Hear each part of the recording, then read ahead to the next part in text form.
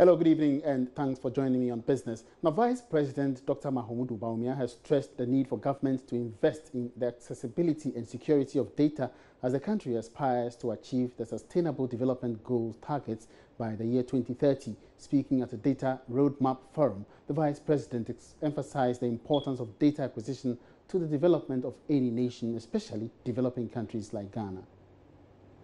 Ghana is making significant inroads to harness data revolution for sustainable development as part of achieving the United Nations Sustainable Development Goals (SDGs), of which data is key. Ghana is ready to roll out plans to successfully achieve these goals by 2030. Speaking at the Ghana Data Roadmap Forum in Accra, Vice President Dr. Mahamudu Bawumia stressed the importance of government to invest in data acquisition to promote national development. He emphasized the need for any progressive government to secure flow of data to all stakeholders. Indeed, apart from data production, stakeholders represented here today will play key roles in encouraging use of data, in creating policy legislation and regulation that facilitate data sharing, providing expertise in the use of new technologies and types of data, and in supporting through resource allocation or in other ways the entire data ecosystem. Alongside our international counterparts who have come to share their expertise with us, we will use the next 2 days to achieve the following. We will identify opportunities to align national development priorities and the SDGs. We'll identify key data and technology gaps and potential new methods, sources of data and technologies to address them. Understand the data ecosystem in Ghana and foster the creation of sector-specific and cross-cutting data communities. Will identify key issues on funding, resources, and capacity. Speaking with Joy Business on the feasibility for achieving its goals, Deputy Government Statistician Mr. Banwadie said although it is feasible, it will demand significant investments and hard work from all stakeholders.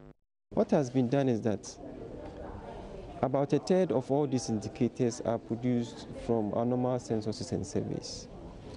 But the bulk is from the administrative sources, working documents in the offices of various MDAs. And these are a big chunk of information that we can work on. They can refine their procedures, and then we will engage them on how best to produce them. So much of it can be produced. Apart from that, it is not only Ghana Statistical Service who can produce all. We have, like I mentioned, several MDAs who have the administrative sources. We also have some civil society organizations who are already in that area for some of the indicators, particularly governance. We also have a lot of geospatial information being produced that we can tap in and enrich the sources that we have.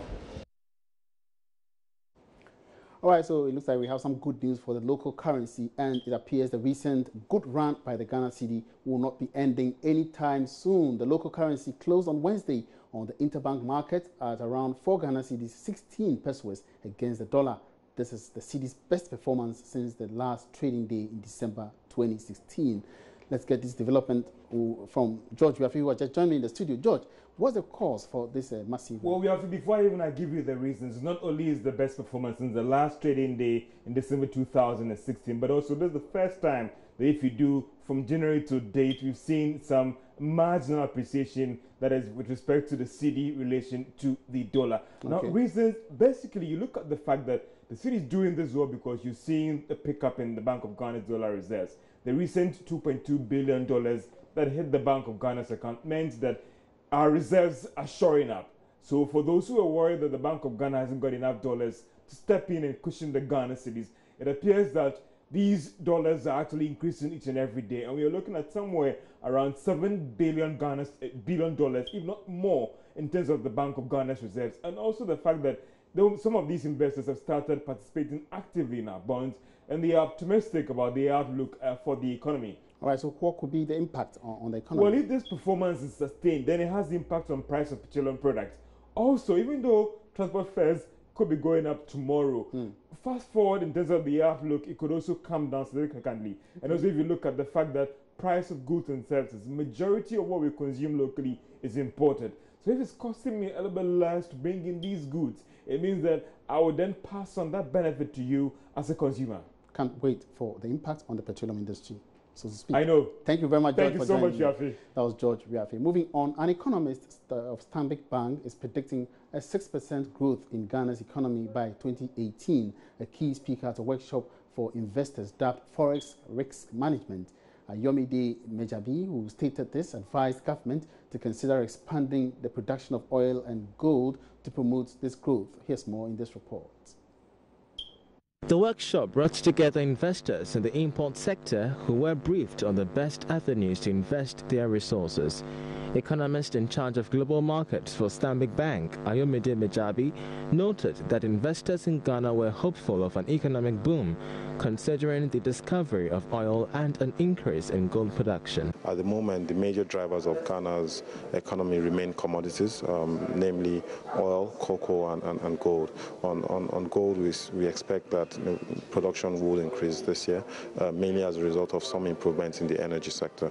And clearly on oil, the 10 fields coming online is a significant boost to our production, despite suspension of the FPSO that's planned for June. So our view is we see growth in Ghana at about 6% this year, not too far away from the government's 6.3% of growth in GDP. But unlike government, we suspect that the oil sector will be a major driver for growth rather than the non-oil sector. The plans are great, but we suspect that the dividends will come sometime down the line, perhaps in 2018, 2019. First, on a demand and supply basis for oil, we don't think that the moves by OPEC to freeze production would change much in the demand and supply dynamics.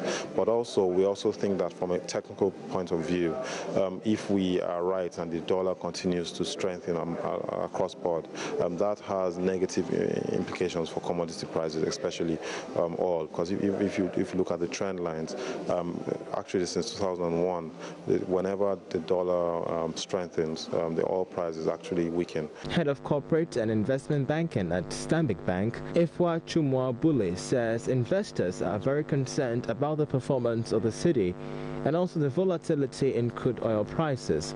According to her, most local investors are confident of the business community, especially within the current dispensation.